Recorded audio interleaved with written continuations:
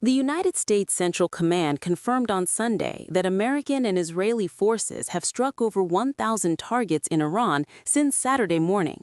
Among the targets listed specifically, command and control centers, the headquarters of the Islamic Revolutionary Guard Corps, and the headquarters of the IRGC's aerospace forces. Trump posted on Truth Social, "The entire military command is gone. Many of them want to surrender to save their lives. They're calling by the thousands." The IRGC's commander has been killed. Its aerospace headquarters has been struck. Its supreme leader, the man whose personal network the IRGC was built to protect, is dead. And yet, on Sunday, the IRGC announced what it called the heaviest offensive operations in the history of the armed forces of the Islamic Republic against occupied lands and the bases of American terrorists. It is simultaneously being decapitated and launching its largest offensive in history. To understand why that is possible, why an organization that has just lost its commander, its supreme leader, its defense minister, and its entire top command tier is still launching its heaviest offensive in history, you have to understand what the IRGC actually is. Because it is not an army, it is not a military, it is a state inside a state, an economy inside an economy, and an ideology inside a religion. And it was specifically designed to survive exactly what is being done to it right now. The Islamic Revolutionary Guard Corps was officially established by Ayatollah Ruhollah Khomeini in May 1979, 3 months after the Islamic Revolution overthrew the Shah. Its founding purpose was specific, deliberate, and tells you everything about its nature. Iran already had a conventional military, the Artesh, the regular armed forces inherited from the Shah's regime. Khomeini did not trust it. The Artesh was trained by the United States. Its officers had sworn loyalty to the Shah. It had American weapons, American doctrine, and American relationships. Khomeini needed a military force that was loyal not to the state as a legal institution, but to the Islamic Revolution as an ideological project. He created the IRGC for that specific purpose. The IRGC's constitutional mandate reflects its founding logic precisely. While the Iranian army protects the country's sovereignty in a traditional capacity, the IRGC's constitutional mandate is to ensure the integrity of the Islamic Republic itself. 3 specific tasks flow from that mandate: prevent foreign interference in Iran, thwart coups by the traditional military, and crush deviant movements that harm the ideological legacy of the Islamic Revolution. In plain language, the IRGC exists to protect the revolution from its enemies, foreign, military, and domestic, simultaneously. It is not defending a country, it is defending an idea. The IRGC has approximately 125,000 total personnel as of 2024, organized across ground forces, naval forces, aerospace forces, and the Quds Force. Each branch has a specific strategic role that distinguishes it from Iran's conventional Artesh. The IRGC ground forces are Iran's primary land combat capability, better equipped, better funded, and more ideologically trusted than the Artesh. The IRGC Navy is now Iran's primary force exercising operational control over the Persian Gulf, serving as a de facto coast guard for the world's most strategically vital waterway. The IRGC aerospace forces control Iran's ballistic missile arsenal, the thousands of missiles that have been striking Israel, Qatar, Bahrain, the UAE, Saudi Arabia, Jordan, and Iraq over the past 48 hours. The missiles in the air are IRGC missiles, launched by IRGC personnel from IRGC launch sites that U.S. and Israeli forces have been striking. The Quds Force, or Jerusalem Force, is the IRGC's external operations branch. It is responsible for Iran's proxy network, Hezbollah in Lebanon, Hamas in Gaza, the Houthis in Yemen, Kataib Hezbollah in Iraq, and every other armed group that receives Iranian weapons, training, and funding across the region. Qasem Soleimani commanded the Quds Force from 1998 until his killing in January 2020. His death, which also triggered the red flag over Jamkaran, produced 2 years of degraded Quds Force operations before his successor reconstituted its networks. Those networks are the ones now being activated across 8 countries. Supporting all of this is the Basij, the IRGC's paramilitary volunteer militia, embedded in every neighborhood, specifically trained to crush internal dissent. The Basij has approximately 90,000 active personnel. It is the force that suppressed the 2025-2026 protests that killed at least 32,000 Iranians. It is the force in every street, every city, every province that prevents the popular celebrations of Khamenei's death from becoming an organized political movement capable of challenging IRGC control. The IRGC has 125,000 soldiers. The Basij has 90,000 street-level enforcers. Together, they are the security architecture of 90 million people. The most important fact about the IRGC that most people do not know, and that makes the destroy the IRGC objective fundamentally different from destroying any conventional military, is this: the IRGC is one of Iran's largest economic actors. Over decades, the IRGC has taken on a growing role in nearly every aspect of Iranian politics, economics, including energy and food industries, and society. IRGC-affiliated companies control significant portions of Iran's construction industry, its telecommunications infrastructure, its oil and gas sector, its automotive manufacturing, and its import-export networks. Estimates of the IRGC's economic empire range from $12 billion to $20 billion in annual revenues, making it not just a military force, but a parallel private sector that employs hundreds of thousands of Iranians in civilian capacities. This economic dimension is strategically crucial for one specific reason. It means the IRGC has a survival interest that is entirely separate from the Islamic Republic's political survival. Even if the clerical government collapsed, even if the supreme leader position was dissolved, even if the assembly of experts selected a moderate successor, the IRGC would still own its construction companies, its telecom networks, its oil contracts. The economic empire does not dissolve when the political leadership falls.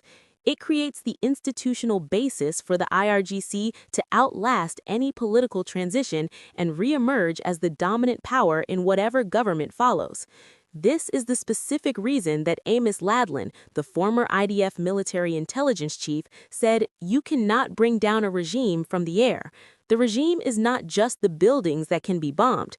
The regime is an economic network, a neighborhood militia, a constitutional mandate, and a financial empire. Airstrikes can destroy headquarters. They cannot destroy balance sheets. On March 16, 2022, the IRGC established a new independent branch called the Command for the Protection and Security of Nuclear Centers, a dedicated unit specifically tasked with protecting Iran's nuclear program from sabotage, cyber attack, and military strikes. This branch was created in direct response to the series of Israeli operations against Iranian nuclear facilities that began in 2020. The Nuclear Command Branch means that the IRGC is not merely adjacent to Iran's nuclear program, it is constitutionally its protector. The scientists, the centrifuges, the enriched uranium stockpile, the underground facilities at Fordo, all of these are protected by a dedicated IRGC command. The 2 SPND nuclear weapons research officials killed in Saturday's strikes were operating within this command structure. Their deaths degrade the nuclear protection capability. They do not eliminate it, because the branch itself, its personnel, its doctrine, and its operational security protocols survive the killing of individual leaders. The IRGC's strategic significance for the United States and Israel is not primarily about what it does inside Iran. It is about what it does outside Iran through the proxy network that Soleimani built, that his successors maintained, and that is now being activated across the region. Hezbollah in Lebanon, IRGC trained, IRGC funded, IRGC armed. It has already fired missiles into Israel. Israel has already responded with strikes on Beirut. The 2024 Hezbollah war was a Quds Force operation fought through a Lebanese proxy. The 2026 re-entry is the same. The Houthis in Yemen, IRGC supplied, already resuming Red Sea shipping attacks. The 2 years of U.S.-UK airstrikes that failed to eliminate Houthi capability were fighting an IRGC logistics network that survived every attempt to cut it. The KI Hezbollah and Iraqi militias IRGC controlled, already attacking U.S. bases in Iraq. The same militias that killed American soldiers in the 2003 to 2011 Iraq War, that went quiet during periods of de-escalation, are active again because the IRGC network that coordinates them is still functional even as its Tehran headquarters burns. The proxy network is the IRGC's strategic insurance policy.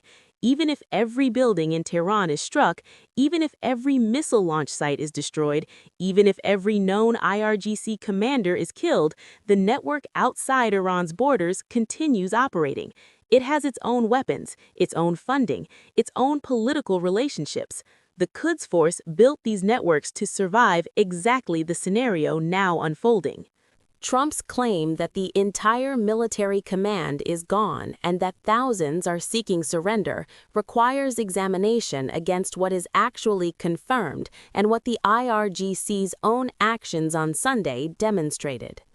Confirmed killed: IRGC Commander Mohammad Pakpour, Chief of Staff Said Abdulrahim Mousavi, Defense Council Secretary Ali Shamkhani, Defense Minister Aziz Nasirzad.